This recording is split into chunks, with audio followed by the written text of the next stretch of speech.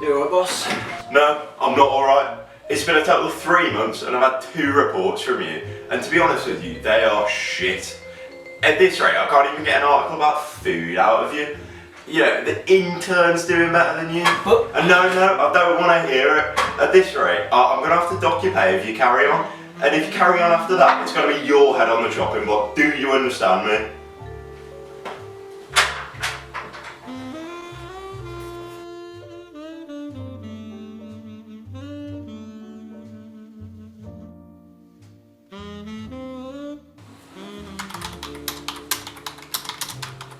It had been 4 months since I exposed the gang culture of Sector 7 of my city. All I wanted is for this place to be as safe as it can be, and since my story broke, this city had been exactly what I wanted it to be. I worked at the Citizen Sentinel for 3 years, and in my time the city had only excelled in safety and decriminalisation. But for these past 4 months, it seemed to reach its peak, and it caused me to go into a deep depression, as if my job was to keep people safe, then my work had finished, leaving me with no purpose and my life with no rhyme or reason. Yet, I could not shake this eerie feeling that something was afoot. This internal tug of war I was facing left me unmotivated and lazy. I felt as though my time was coming to a close, and if I was only able to write about a new special dish at Banks Bistro, or a heartwarming tale of a firefighter's journey to the top of a tree to save old Miss Baxter's cat, then maybe this was for the best. Anyhow, sitting in this dark room wasn't going to do me any good. I needed to be out investigating. But since my last story, what was there to look into? At this point, it didn't matter. I just needed excitement.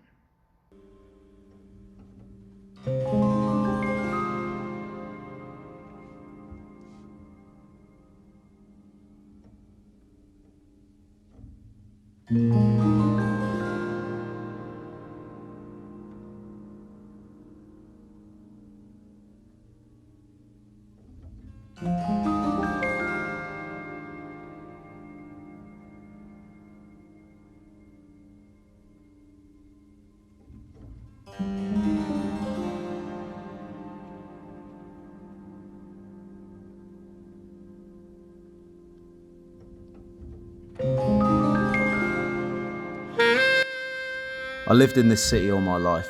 It is everything I've ever known, and it is everything I've ever loved.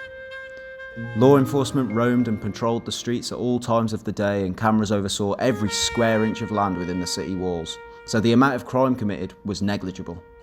This did have a slight effect on the people who lived in the city, however, as a lot of false convictions and precautionary arrests were made, leaving the public to assume they could be arrested for just being in the wrong place at the wrong time. Aside from that, everything ran smooth. People worked 3 days a week, monthly stimulus checks were sent to every bank account, yet still unemployment was at virtually zero. Homelessness just wasn't a thing, and healthcare was entirely free. Every business was created within the city, and everything we ate, built, utilised and played with was locally sourced. It was an economic and political utopia.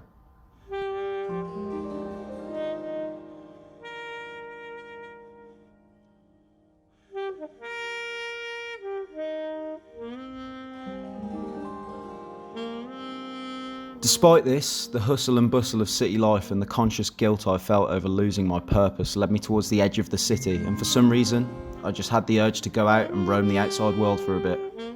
I thought that maybe a change of environment would clear my head and allow for some introspection, as if that wasn't the main feature of traversing this floating rock in my shoes. This urge I had, however, was unusual, as I had only breached the city walls twice before, once with my mother and once as a teenager. Both times only briefly. You see, before I was born, the mycelium network underneath decided to mutate and cause all foliage to expel toxic gas. Because of this, whenever someone wanted to leave, they were advised to go through clearance and obtain a rebreather from the city gates. Only then would one physically be able to leave. Thus, I grabbed my mask and I left.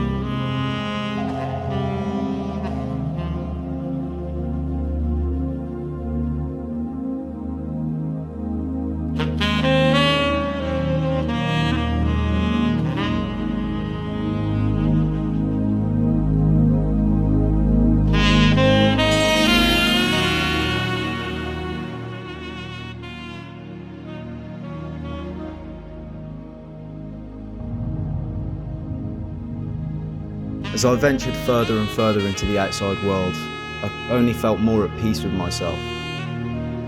I wondered, how could something so beautiful be so dangerous?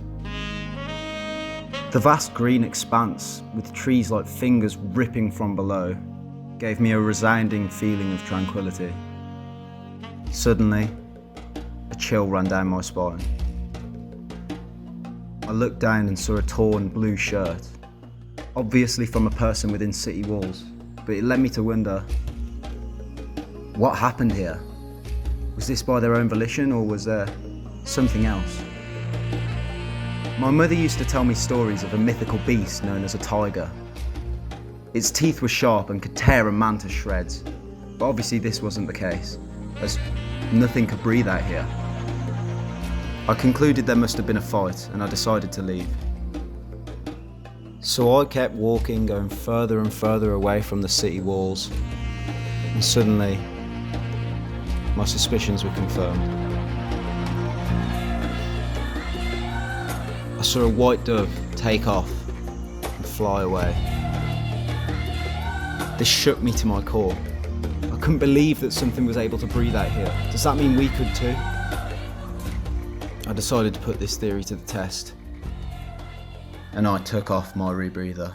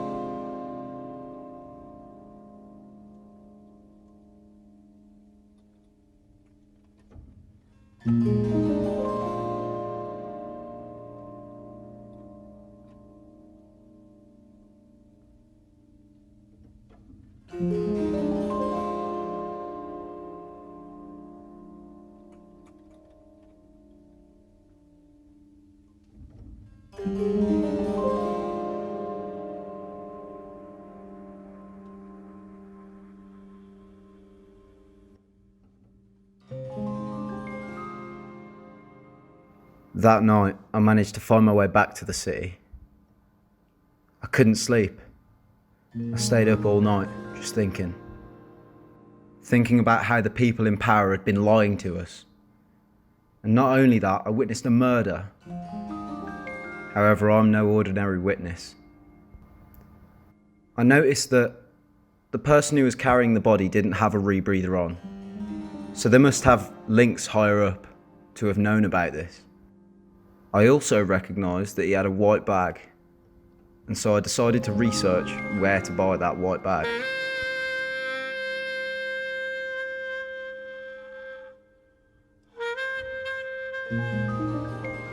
My search led me to a local accessories shop. I asked the owner of the shop if he knew who had bought the bag, and he told me that there were 3 customers who have bought this very bag. However, there was one slight problem. He only had 2 of the addresses of the 3 people.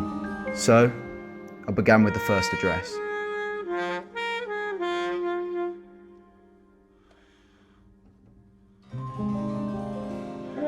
My first address was a nice terraced house. It didn't seem like the place a killer would live, but you can never be too careful. So I waited and I made my notes. Until finally someone came out. However, I was disappointed, as this was a woman who walked out and the person who was carrying the body was very clearly a man. So I took my search to the next address.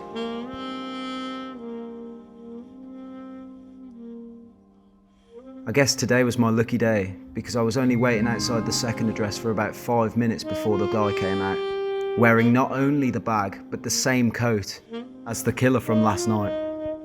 He seemed like he had places to be, so I followed him.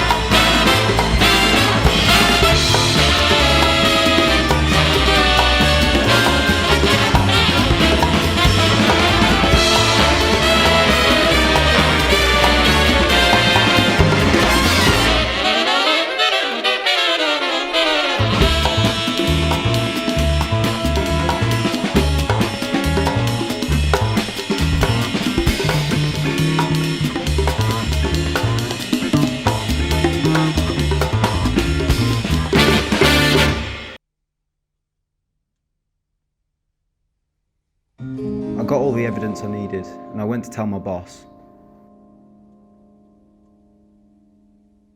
I told him how they've been lying to us, how we can breathe outside of the city walls without a rebreather. I told him I witnessed a murder, and I found all that evidence in that safe house.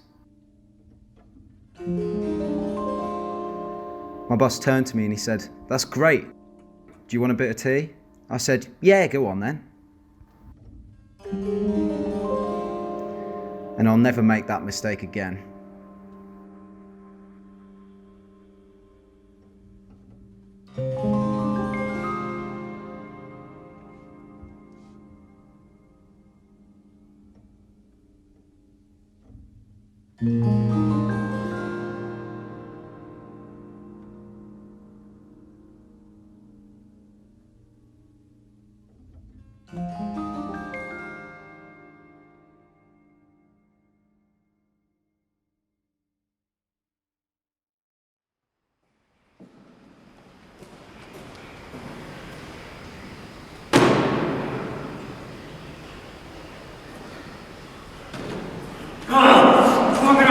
Let me go! Boss? What are you doing here? What the fuck is going on? So we got your article. Good stuff. Slight problem. The guys up top, they don't like it. So what they have posited is that using their resources, I send this man back in time, just eliminate the problem completely. And do you know what the problem is? That's right, it's you. How can you do this? I thought we were friends! Oh well, yeah, you've got him trained, haven't you? All that for a whistle? Oh, I wonder what he'd do for a fucking biscuit. He's all yours.